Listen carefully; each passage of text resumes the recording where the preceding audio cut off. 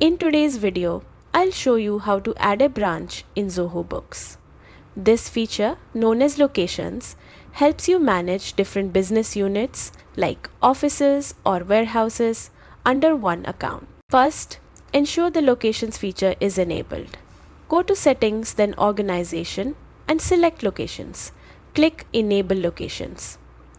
Your current organization will automatically become the primary location.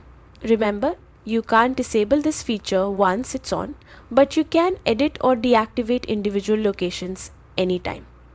Now, let's add a new branch. Click Add Location.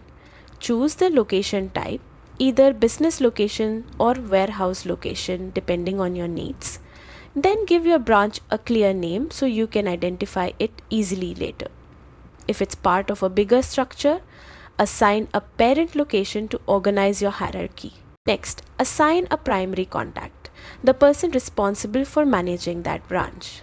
You'll also need to set a transaction number series for this location.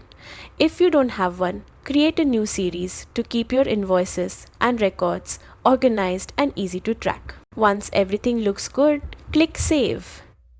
Your new branch is now ready in Zoho Books. And that's it. You've successfully added a branch.